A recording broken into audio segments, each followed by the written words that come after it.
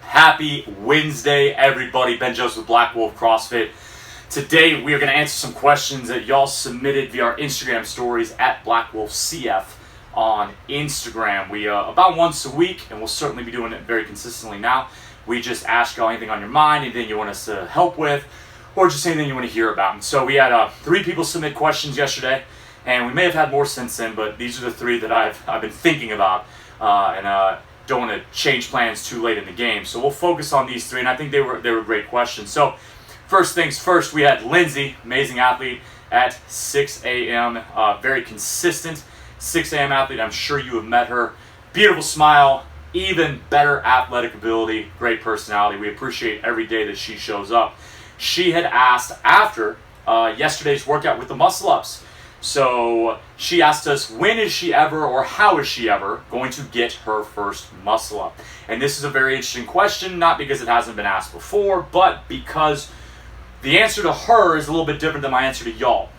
So to Lindsey, the answer is simply getting more comfortable on the pull-up bar. Now, Lindsey is an athlete that has capacity for strict pull-ups. She can do any of our strict pull-up workouts. She's able to get through those no problem.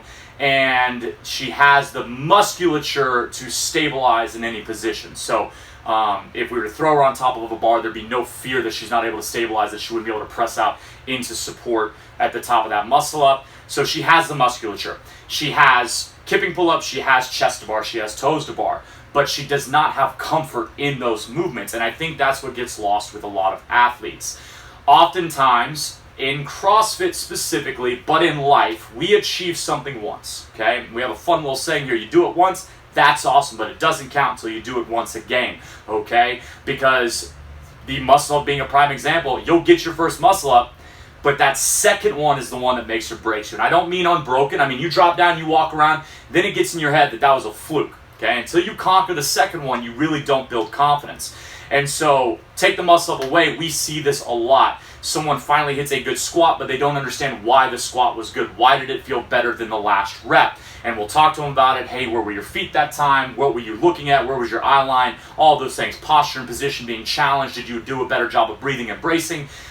It's not until they understand and get comfortable in the squat that then they really can begin to push with that same feeling of being confident.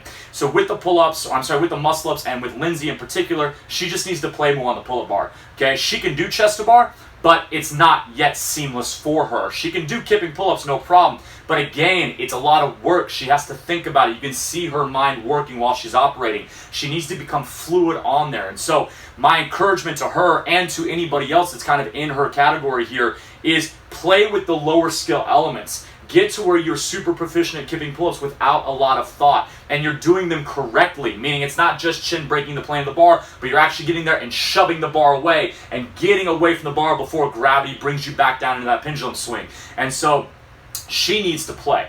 Now for the rest of us, especially if you're not sure if you're at her level or anything like that, let's talk about the hierarchy. You do need working sets of strict pull-ups. That is a very unfun thing to tell people, but it is a reality. And the reason being for any of our kipping, really any of our pull-up bar work, the musculature required for the strict pull-up, strict chin-up, things like that, that is what is going to protect you while you're putting your body through space. You're moving your body through space in the kipping motion. Remember that momentum and gravity will multiply your body weight on the swing down. So if I weigh 220 pounds, as I shove that bar away and let gravity pull me down, it is pulling me down at greater force than just 220 pounds, okay? And so I need musculature, or else it's just my tendons and ligaments that are basically acting like rubber bands, swinging me through that space, and that's where strains can develop and overuse injuries over time, because often we see people begin to build their kipping capacity, but never revisiting the strict, and that is a mistake, and that is something we do not push here. That is something that we actually emphasize the opposite of. But out in the world, it is fun to do the sexy, it's not fun to do the fundamental.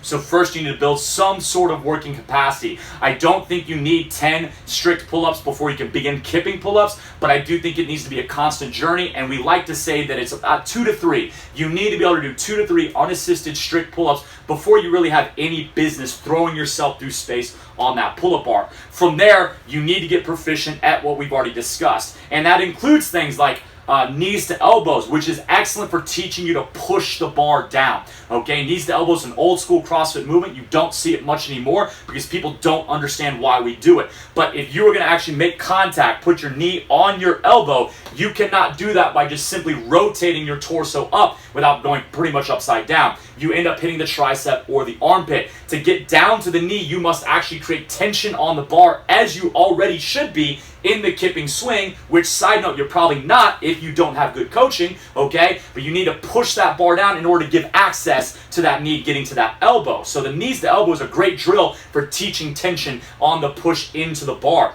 Chest to bar. We don't say that a muscle up is just a big chest to bar. That is a simplification, simplistic view of it. Sure, in a pinch, if someone's having a real hard time understanding what we're doing, you might hear it, okay? Just go for a big chest to bar, but that's actually not really what's happening.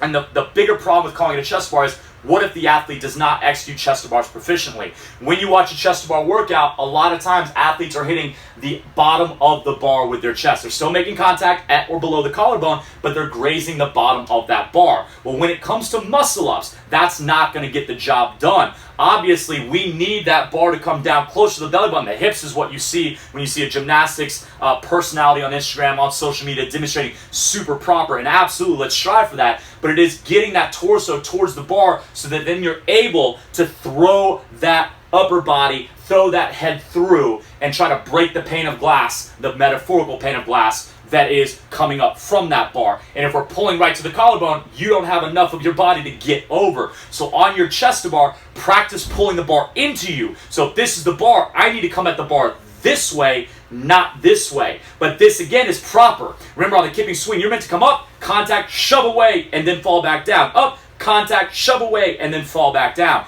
That is going to teach you more proficiency and get you more comfortable. Finally, working ring support, working stability drills or isometric exercises on those rings. That's simply going to build confidence in the position. One of the big things is not trusting yourself to throw your body over the bar, or in case of the rings, throwing yourself through the rings. You don't believe you can catch. And so working the low rings, working low bars, jumping to hold, making sure you feel comfortable catching yourself on there, that's going to build confidence. So for Lindsey, it's about confidence. For the rest of it, it's about building the requisite strength and refining the requisite skills and then developing that confidence through that. Question number 2 came from Javier, also 6 a.m. athlete, awesome guy. And his question has inspired something that we will be implementing. I think it'll be once a month to begin with. I often bite off more than I can chew. I apologize for that. But Javier asked, had we ever thought about either doing kind of cooking tutorials, offering up recipes, meal prep suggestions, things like that.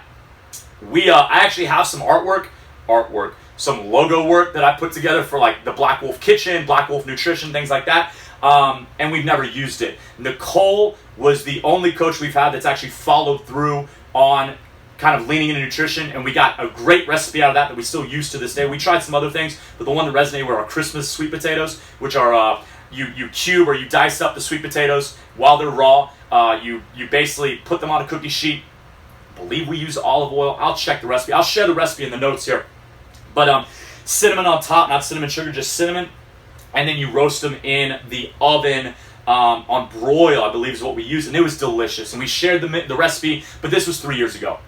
And so, Javier, I appreciate your question, and it's something that I've wanted to do. I've never had a great kitchen, and I know that's so stupid because great life lesson, just start. It doesn't, just like this video right here. You've seen 1,000 better videos, 1,000,000 better videos in this better quality. The iPhone that I'm recording on is old. I don't even know numbers. I have to ask Joelle what number my shoes are when it's a Metcon or it's a Nano. I certainly don't know iPhone numbers, but it's a smaller iPhone. And so it's an old iPhone. My computer's old. I don't even have access, but I'm going to use what I have. And in the kitchen, I should be doing the same thing. So we will begin to put out some recipes and put out some cooking tutorials. Again, unprofessional, not a chef at all. But Javier, this weekend, I'm going to put a video out. And you're going to be the motivation for that. So thanks for asking about that, Javier. Love the idea. Let's put it into practice. And finally, question number 3 came from the man himself, Colin Brumlow. Okay, now, it's funny that this picture's hanging behind me. What's up, Steph? All right, when you see her, call her Stephanie. Told her it's very bougie.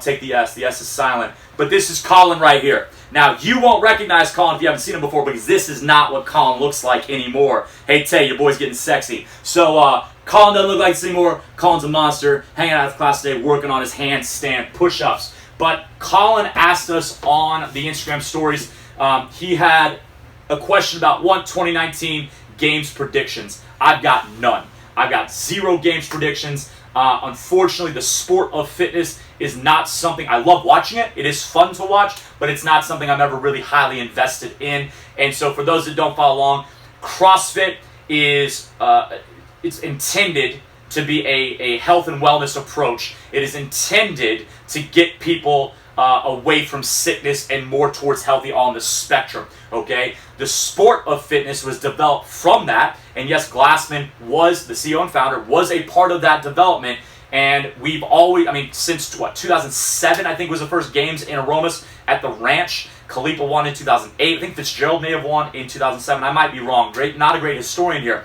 But the sport of fitness branched off. And so often you see on ESPN, you see highlights on YouTube, and that is the sport of fitness. Rich Froning's sport of fitness. Matt Frasier's sport of fitness. It's not what we do. It is not my focus. It's not why I fell in love with CrossFit. So I'm not the one to ask, but I will say things to watch as it kicks off tomorrow. Hunter McIntyre is the first wild card. He is an obstacle course racing champion, incredibly fit individual, and people are a little befuddled by why he was invited. Some regional type athletes are a little offended that he was invited, saying that they did better than him in the CrossFit Games Open. They deserved it better. But let me explain to you why he is there. And I haven't seen this explained, and it blows my mind. And I'll talk about this in another video. But real quick, if you go to one of the original CrossFit Journal articles from Greg Glassman himself, it's titled, "What is Fitness?" And in it, he talks about that the fittest man on earth in 1997 was a triathlete.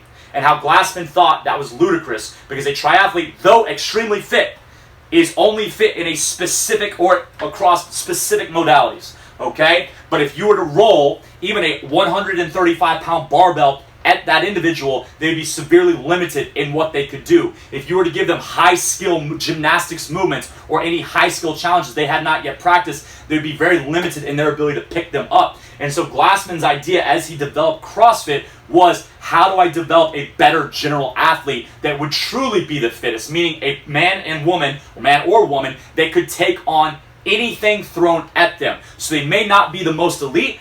Rich Froning was never the most elite weightlifter on the planet for his weight class, for any weight class. He was not. There were women out, well, probably not women once he got good at it, but in the beginning, there are women now lifting more than he lifted back then, okay? Back in the day of 205-pound snatches, weightlifters were already lifting that, but CrossFitters weren't, all right? So he was never the most elite weightlifter, though he was very talented in weightlifting. He was never the fastest runner. We still remember when he walked in one of the workouts, black shoes on black top in 120-degree weather in LA.